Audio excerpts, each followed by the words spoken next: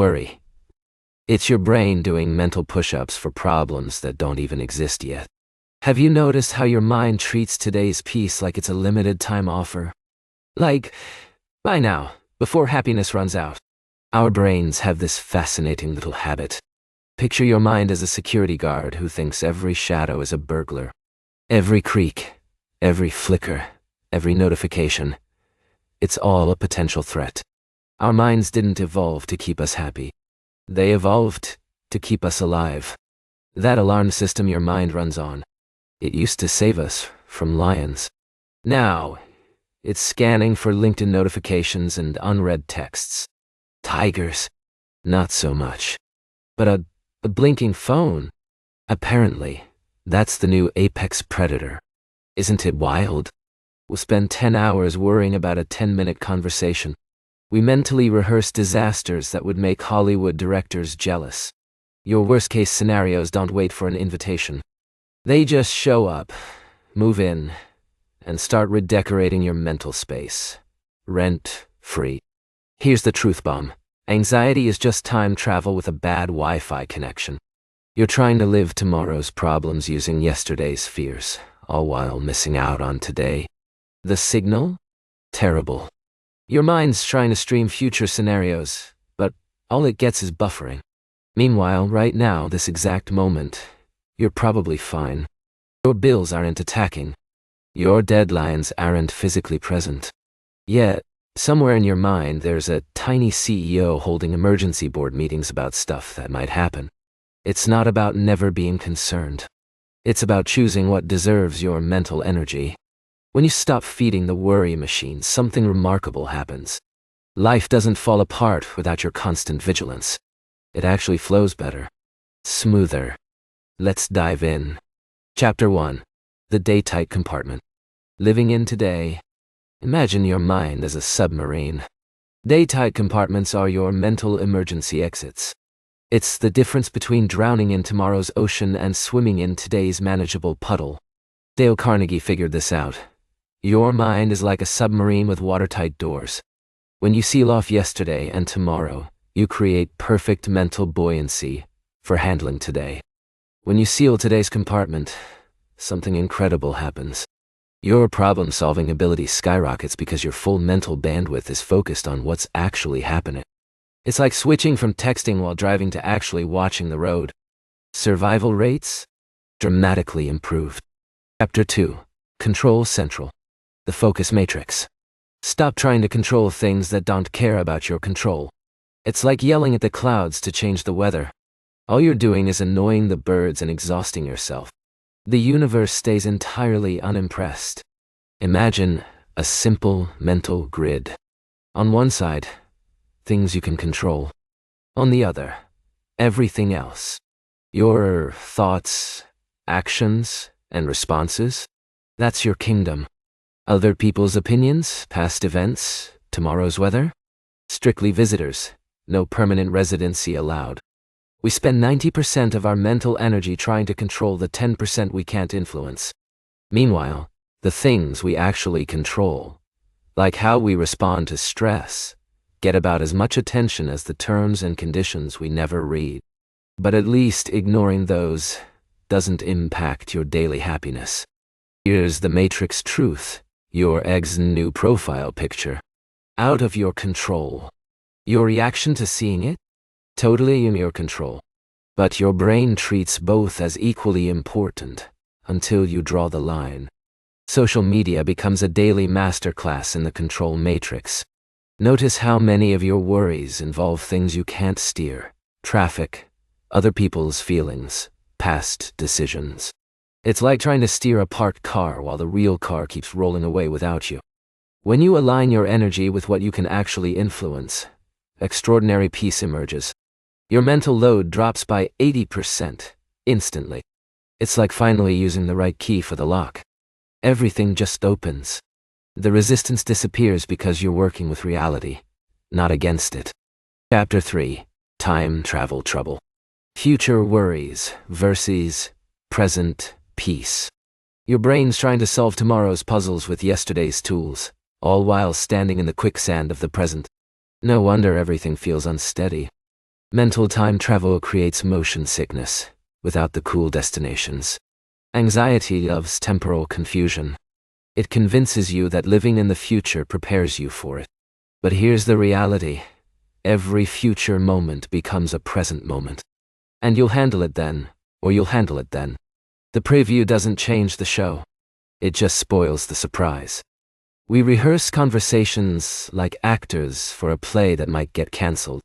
We practice scenarios for jobs we might never get. Meanwhile, the actual present slips by like missed highway exits. And we wonder where the time went. GPS can't track where your attention wandered. Future you isn't sitting around, grateful for how much you worried. They're busy dealing with different problems you never saw coming. Worry is terrible at forecasting. It's like a weather app with a 100% chance of unnecessary anxiety. Right now, this moment contains 0 future problems. They don't exist here. Bills that might come. Not here. Mistakes that might happen. Not here. Only manufactured anxiety imports future trouble into your present peace. It's unauthorized cargo smuggled in by your own mind. When you anchor yourself in this breath, something miraculous happens. Solutions appear. Clarity emerges. Actions become obvious. This is the moment where your actual power lives. Past and future, they're tourist destinations. But the present, that's your permanent address. Chapter 4. The Decision Tree. Actionable versus fantasy. Your worries fall into 2 categories: things you can do something about and things that are just mental entertainment. The trick is knowing which is which before you subscribe to the premium worry package with unlimited anxiety streaming. Every worry hits a decision point. Can you act on this? Yes. Leads to action. No. Leads to acceptance. But we've invented a third path: endless mental tourism. Visiting problems, never solving them. It's the scenic route through Anxiety Mountain. We share actionable worries like Netflix passwords endlessly, but rarely use them. Meanwhile, unactionable worries get VIP treatment. Celebrity status. Fan behavior is not attractive in mental management. Your unactionable worries are like watching the Weather Channel for places you'll never visit. Entertaining, maybe. Useful. Absolutely not. Your anxiety comes with cable packages you never even subscribe to. The monthly bill. Your peace. Stop and audit your current worries. How many have a clear next action? How many are just thoughts on repeat?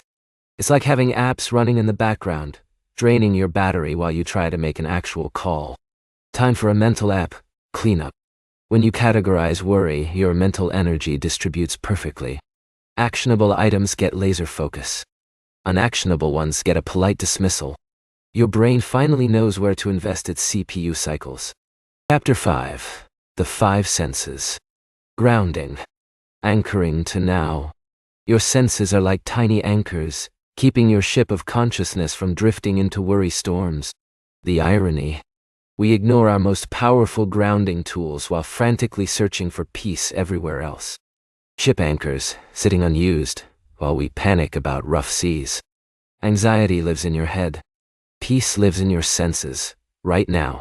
You can see something, hear something, feel something, taste something, smell something. That's 5 escape routes from worry's prison. Emergency exits, clearly marked. We'll spend thousands on meditation apps while ignoring free sensory experiences. It's like buying bottled water while standing next to a crystal clear spring. Your 5 senses are bouncers at the present moment club.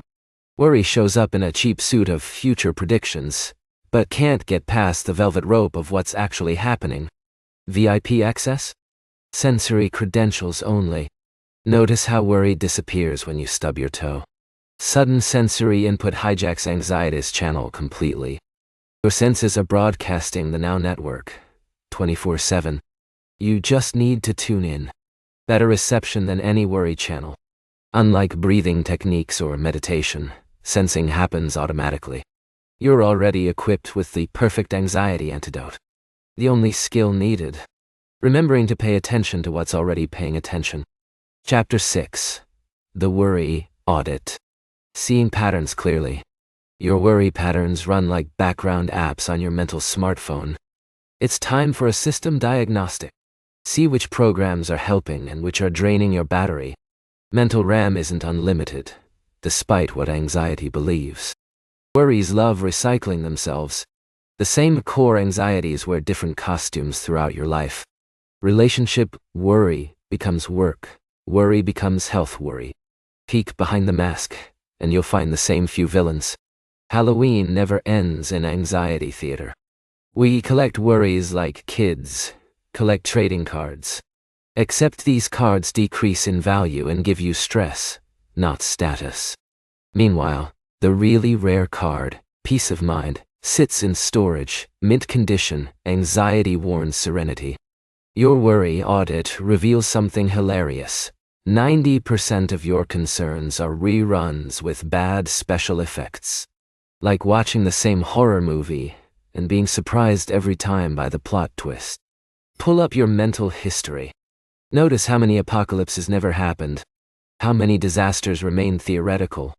Your worry track record is worse than weather forecasts, yet you keep consulting it. Time for a new meteorologist. Seeing your worry patterns objectifies them. What felt personal becomes predictable. What seemed unique becomes familiar. Your anxiety transforms from mysterious force to identifiable habit. And habits can be changed. Chapter 7. The Perspective Shift. The 555 Rule. Your current worry feels massive because you're looking at it through the wrong end of the time telescope. Flip it around and watch problems shrink to their real size. The 555 rule creates instant distance. Will this matter in 5 hours? 5 days? 5 years? It's like a time machine for emotional zoning laws. We treat daily inconveniences like they're main character problems in life's epic story. Meanwhile, the real plot drivers get anxiety cameos. It's like casting the coffee shop barista as the lead, while the love interest plays a background extra. Terrible casting director, this mind. 555 rule isn't about minimizing real problems. It's about accurately sizing your emotional investment. When concern intensity matches actual impact, your mental energy is perfectly allocated. ROI calculation for worry finally makes sense. Chapter 8. The Worry Vacation. Scheduled concern time. Imagine anxiety at office hours. Worry Inc. operates 9 to 5. After hours, you're off duty.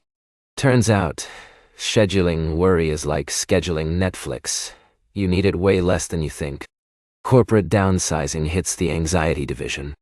Your mind thinks worry needs unlimited access to solve problems, but problems get solved with focus, not time.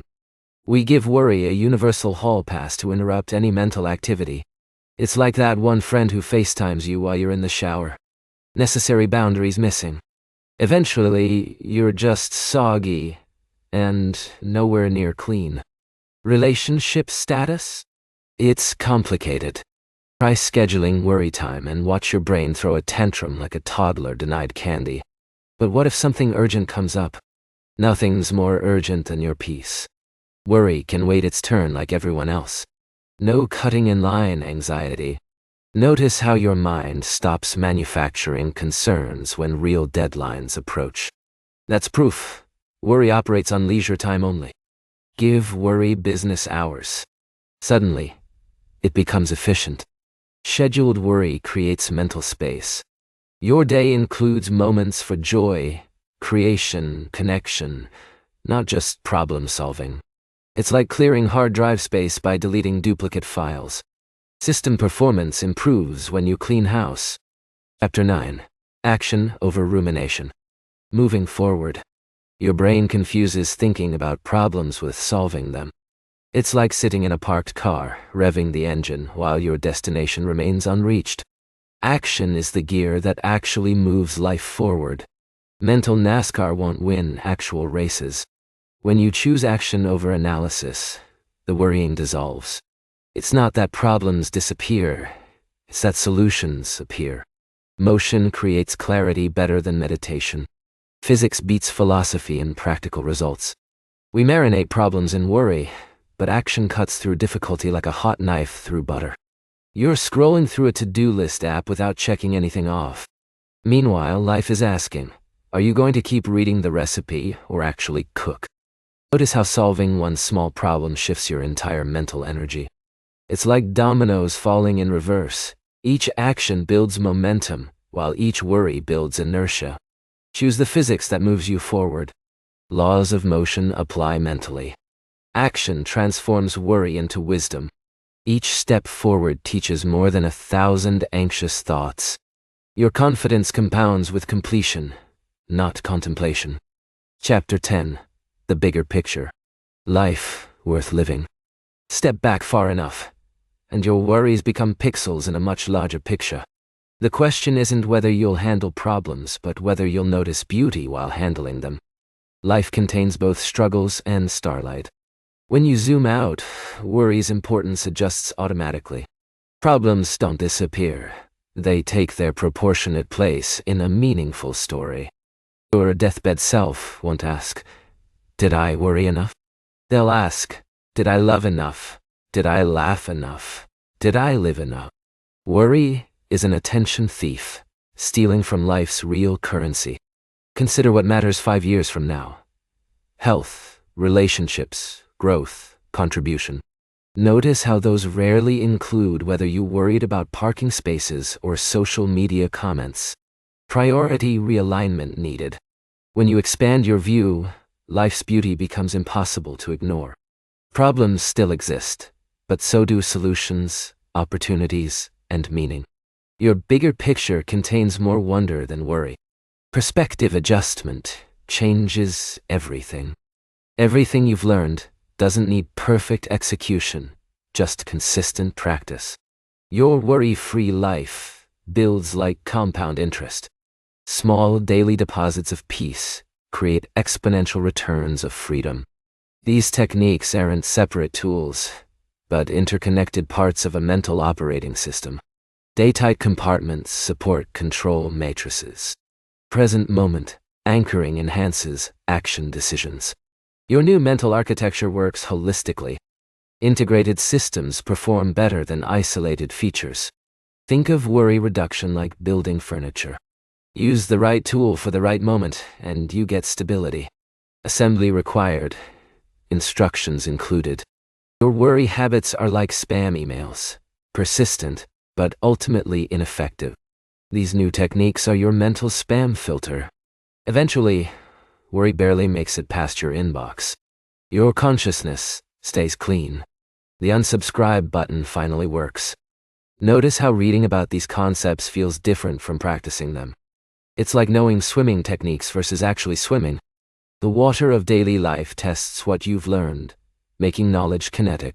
Theory meets practice in real experience. When you stop worrying, everything doesn't just start to go well. Everything reveals its inherent wellness. You haven't been fixing life. You've been freeing yourself to experience it fully. The transformation was inside all along.